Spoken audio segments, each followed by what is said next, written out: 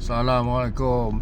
Saya sedang dalam perjalanan dari Bentong ke KL. Ini traffic jam. Saya dapat passenger nak pergi KL from China. 3 orang. Dia orang tak tahulah daripada mana tah. Dia orang sesat ke Bentong nak balik KL, nak pergi Petaling Street.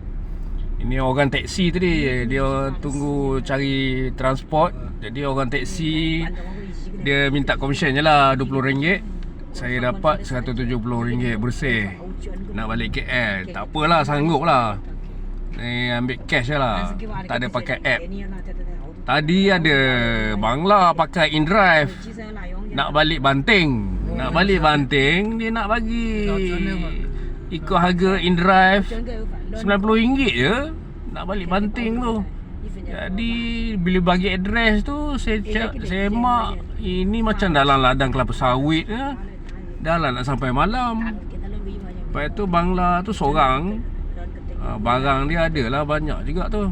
Taklah banyak sangat kan. Tapi dia cuma nak sanggup bagi RM90.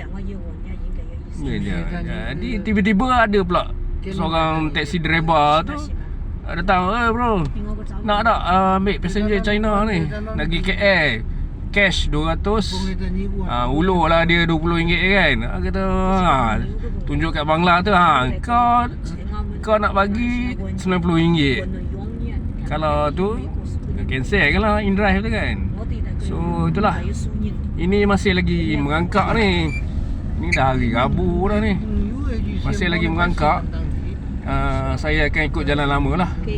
Jadi saya, kalau macam dalam ni situasi yang tak dijangka kan, ni pelancong kot, tak tahulah rakyat China ke macam mana, rakyat ke pelajar ke pekerja Israel kan, Israel kan banyak pekerja Cina kan. Perempuan 2 orang, lelaki seorang. Memang kena pakai translator lah, pakai translate. Tadi pemandu taksi tu ada Cina seorang tolong translate kan. Tolong negotiate lah kan. Itu yang dapat. Ulur lah dia RM20. So itulah. Andai kata, tak tahulah kalau polis tahan ke macam mana kan. Tapi insyaAllah lah tak jadi hal kan. Sebab ke kita, itulah kan, kita nak cari rezeki kan. Kalau pakai InDrive tadi rasa tak berbaloi lah, dengan jalan jamnya, dengan jarak jauhnya, dengan tolnya. Tiba-tiba je kita duk tekan-tekan Bangla tu, tak nak juga up.